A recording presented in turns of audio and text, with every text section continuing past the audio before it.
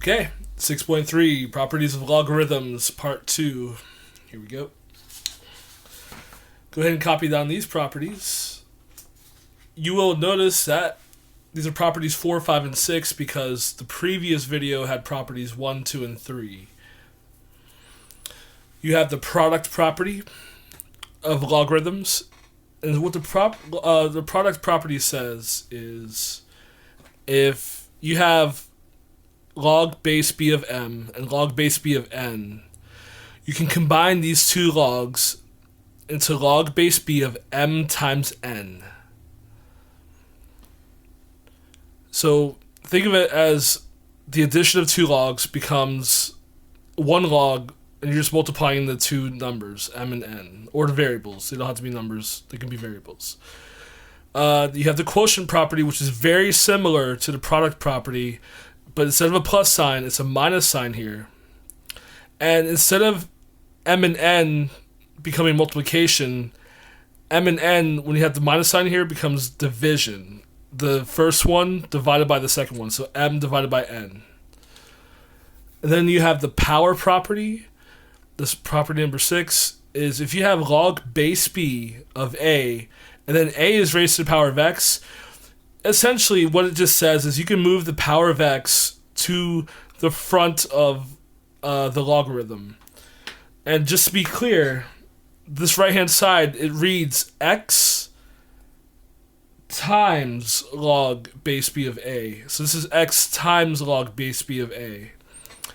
So we're going to show you how to use these properties in a moment. With logarithms, you can expand logarithms. So go ahead and write this down because I think we have 3 examples that we're going to expand logarithms using those 3 properties we just saw. So we want to keep those properties in mind as we go through each problem. So when I say expand a logarithm, see how in example 1 we have a single logarithm. We have log base 6 of this giant fraction. Well, to expand it means to take this one logarithm and write it as the addition or subtraction of as many logarithms as you can have. So this is what I do. I always look for any division within the logarithm first. And I see that I have 5x cubed. Sorry. Oh, there we go. Divided by y. So because I have this top divided by the bottom, I can split this one logarithm into log base 6 of 5x cubed minus log base 6 of y. So think about what I just did there. I took the division of the top over the bottom, and I made this one logarithm into 2. I'm expanding the logarithm there. And so it's just the numerator minus the log of the denominator. Now, look at what we have in the first log. We still have something going on here. We have a few things, actually. But after you take care of any division that you see in the logarithm, you should now take care of any multiplication that you see. And, you need to remember, this is 5 times x cubed. So the property to expand multiplication is to write this one logarithm. And I'm going to try to use different colors here, by the way. So we're going to try and write this one logarithm as 2 logarithms. So think of this as 5 times x cubed. That means I could take this one logarithm and separate it into 2 more logarithms. We have log base 6 of 5 plus, remember, times becomes plus. So log base 6 of 5 times plus log base 6 of x cubed. So this one logarithm became these 2, adding together. Remember, the plus sign is crucial here. And then I'm just going to bring down the minus log base 6 of y, because that's just still there in the problem. It hasn't gone away, but we didn't do anything new to it. It's just still there. So we applied from here to here, we applied the quotient property, property number 5. From here to here, from here to these two, we applied the product property. Now, we also had that power property. So if you see any exponents, so this is the last thing you should look for. If you have any exponents, just want to rewrite that. So look at the first logarithm. Does 5 have any exponents on it? No. So we're going to leave this log base 6 of 5 as it is. But you can probably see that this logarithm has an exponent. This is log base 6 of x cubed.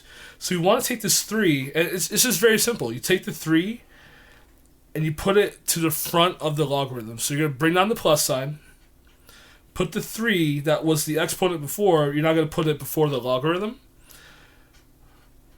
and then just just write log base 6 of x. Don't write x to the third. Remember, you moved the 3 to the front. So now this is just 3 times log base 6 of x.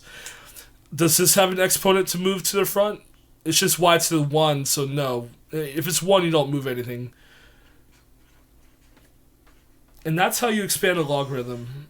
So see how we turn this one logarithm into the addition and subtraction of 3 of them. So that's your goal when you're expanding logarithms. By the way, if you're wondering why I said y is not equal to 0, if you remember from rational functions, remember what would make we're not allowed to divide by 0. So if we had 0 on the bottom here, that creates division by 0, and we're not allowed to have that in math. Let's try another expansion. So this one we have log 4 x times x to the 6 times y to the 10. So technically it's log of all this, and sometimes people will use parentheses on a problem like this. So if you want to, you can do that. You don't have to. But anyways, we want to expand this. Now, I'm going to look for division first. I don't see any division here. So now I'm going to look for multiplication. Do I see any multiplication? I actually see 3 different things being multiplied in the logarithm. I see 4 times x to the 6 times y to the 10. So actually, we can take this one logarithm and right away write it as how many logarithms? It's 3. So here we go. I'm going to write log 4 plus log x to the 6 plus log y to the 10. By the way, if you're wondering where's the base of each of these logarithms, remember, if there's no base written, the base is assumed to be 10. And if you need to make a note to remind yourself that, you can. You don't have to. But remember, the log technically is base 10 in this problem. All right, so there was no division, but we had multiplication. So now we have 3 logarithms being added. Now we just check for any exponents to bring to the front of each logarithm. So let's go here. We have log 4. I don't see any exponents, so I'm just going to bring log 4 down as it is. What about this one? Yeah, I see a power of 6, so I'm going to put plus 6 log x. And this one also has a power of 10, so I'm going to put plus 10 log y. And that's it. Alright, and again, these take a little time to get used to. So we're going to do another one.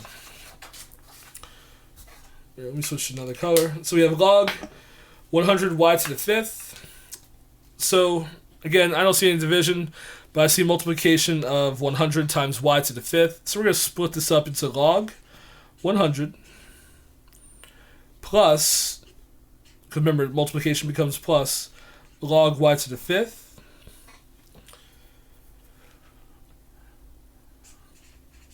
Log 100 plus 5 log y.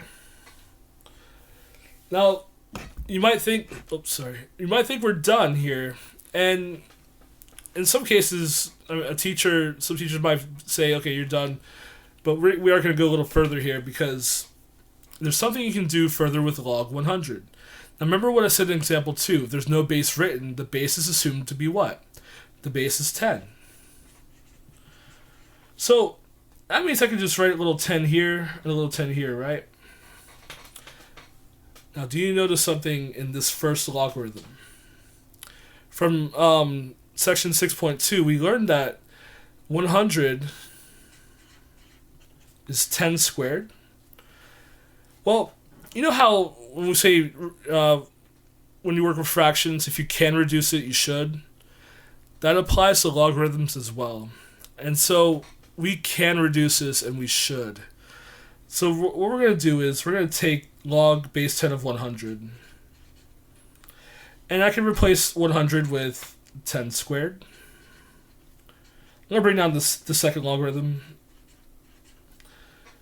And if we remember the property, if the base and this number match, this whole thing is equal to the exponent. So this whole thing is equal to 2. And this is our fully finalized answer. By the way, do not think that you can add 2 and 5 together, because order of operations, you got to remember order of operations. 5, this is 5 times log y. So you cannot add 2 plus 5, because before these two things are being added, 5 is being multiplied by log y. So let's go ahead and we're now going to look at condensing logarithms. And that's just going backwards from expanding. It's as if someone expanded a logarithm and now you have to get it back into a single logarithm. So that our goal with condensing is to get it down back to a single logarithm. So we should expect with our next example to have probably a few logarithms, and we're going to have to get it back down to 1. And hey, there we go. Example 4, we have log base 2 of x plus log base 2 of 6.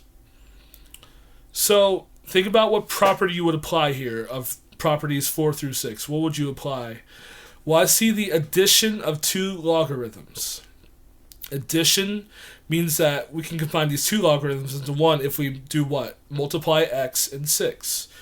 So these 2 logarithms are going to become one single logarithm, still with the same base 2.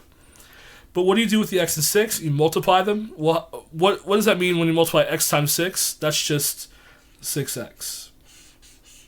And that's it. So that doesn't seem too bad, because it was just 2 logarithms, and you just have to multiply x times 6, and keep the same base. Let's go ahead and do another one.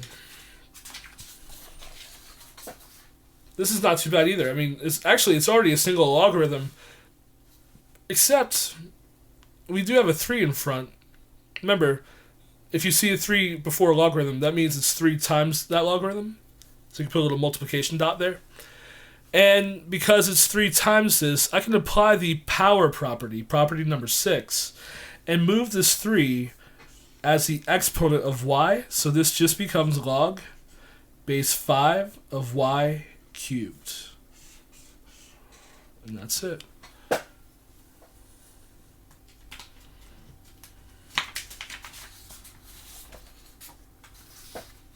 Let's go ahead and do this one. We have 3 different logarithms. They do all have the same base, so we're good on that.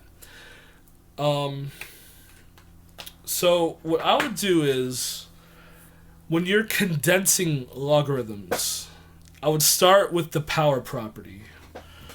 So, do I have any numbers before logarithms that can become exponents? So what I mean is, look at this logarithm. Do I have a number before this logarithm? Yes, I do. I have a 2.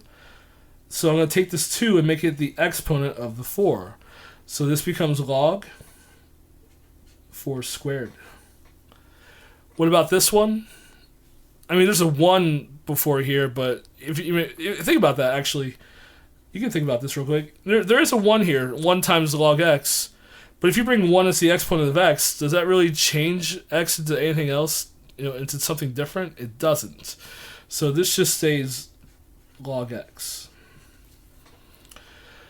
This one, what we're going to do is, we're not going to move the minus sign when we move the 5 as the exponent. We're going to keep the minus sign right here, but we're going to move the 5 as the exponent of y. So we're going to say minus log y to the 5th.